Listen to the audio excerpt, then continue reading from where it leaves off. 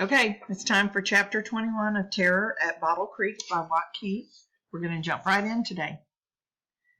We waded about 50 yards into the swamp before I stopped.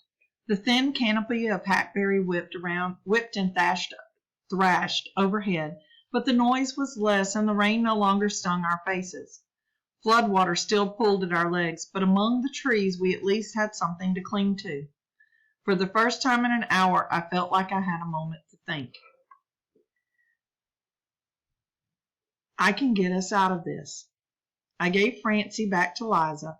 She held her while I dug the flashlight from her jeans and hoped that it worked. It did. I got the compass from my pocket and held it under the light. Court, Liza said. I'm working on it, he said. We're going to be okay now. Just let me think. Think. I studied the compass, turning and shaking it to make sure it gave a true reading. I didn't believe what it was telling me, but I knew better than to doubt it. We were on the west side of the Tensas. We had three choices: swim the river, stay where we were, or head west into the swamp. Never in my life had I wished more that Dad was with me. He would know what to do. He would know how to get us to safety. Finally, I said, we can't swim that river, and the water's still coming up, so we can't stay where we are. We've got to head west into the swamp and get to high ground. Where? I brought up a mental image of the delta and the river systems that ran vein-like through it. Now that I had a compass reading, I could roughly estimate our location. Where, Dad? I said to myself.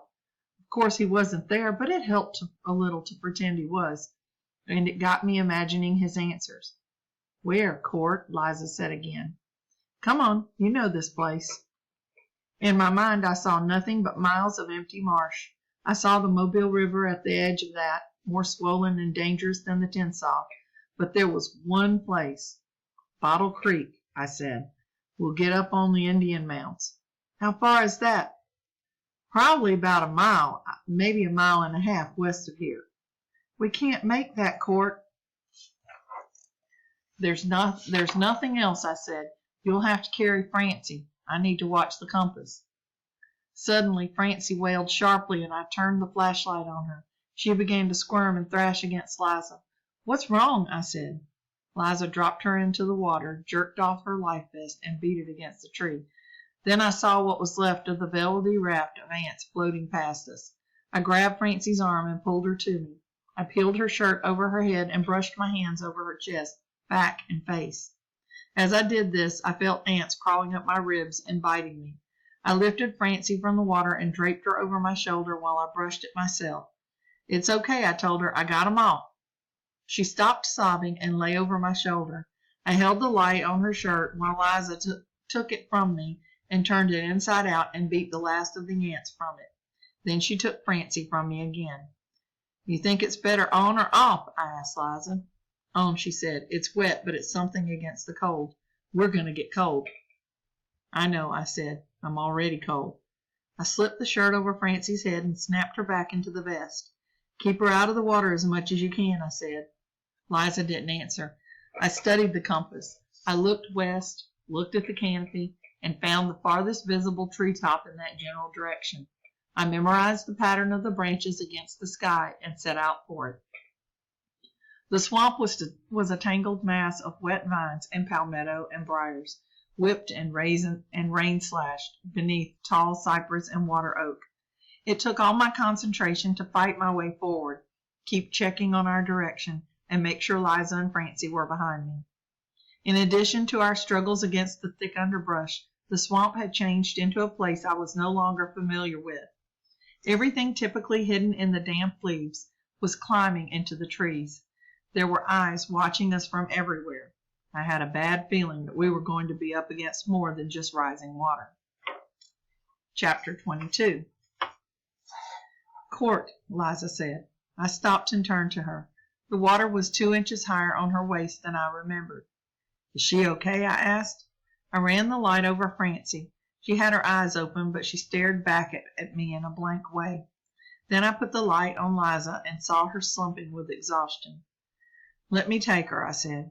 I reached out and got Francie in my arms. I patted her on the back and rubbed her shoulders. I'm going to take us to my tree fort, Francie. We're going to wait out the storm in it." She didn't answer me. "Let's keep going," Liza said anxiously. I heard something sigh heavily to my right. I swung the light to find a 200-pound hog standing up to his chin in the floodwater. It was turned sideways to us, its eyes dark and blank. 2 tusks protruded from its mouth, the color of smokers' yellowed teeth. Ugh. Wild hogs were good swimmers. I wondered why it was just standing there, letting the water rise over it. Maybe it's tired, I thought. Maybe it has given up. As if in answer, the hog turned and moved ahead of us into the darkness. "What was it?" Liza asked. I moved the light away and gave it to her. "A pig," I said. "It's gone. Can you work the compass?" She nodded. "Keep the needle on west." She put the light on the hog again. I passed her the compass, and she moved ahead of me and stopped and got her bearings. "Make sure the needle's not stuck," I said. In a moment she brushed a vine from her face and started forward. Deep into the swamp the current was gone. There was just flat, endless, rising water. I carried Francie before me, cradled in my arms. She was limp and quiet, but I felt her stomach rising and falling against my own. I didn't have a watch. I'd kicked my shoes off earlier in the struggle with the houseboat. I wasn't wearing anything now except for the old cut-off khakis. Girls didn't have shoes either, but at least their shirts would be a little protection against the cold, hard rain. Liza also had a watch, but I didn't see the point in asking what time it was. That would just slow us down. An explosion of water to the left caused Liza to divert the light, and we caught glimpses of deer leaping and crashing away with their tails standing like white handkerchiefs in the silvery rain. Then I saw her light go down to the compass again, and we pressed on. I guessed it was close to midnight when she stopped once more. I came up behind her and saw the opening in the trees and the windswept lake beyond. It all looked different, but I knew what we were seeing. For the first time since leaving the boat, I had a real landmark. We weren't where I wanted to be, but it could have been much worse. "Jug Lake," I said. "We've got to head south, then west again." "How far off are we?" "It's not bad," I said. "We're close. Bayou Jessamine is in front of us. We don't need to cross that." "South," she confirmed. "Yes. What time is it?" She looked at her wrist. 12:30. "Okay," I said. "Keep going." Both of us were calmer now, even though the water was another 6 inches up my stomach. We'd made progress, and that was encouraging. As she moved the light to the compass, it passed over the reflective eyes of something small and furry in a tree. She didn't see it or didn't care. I guessed it was a rat.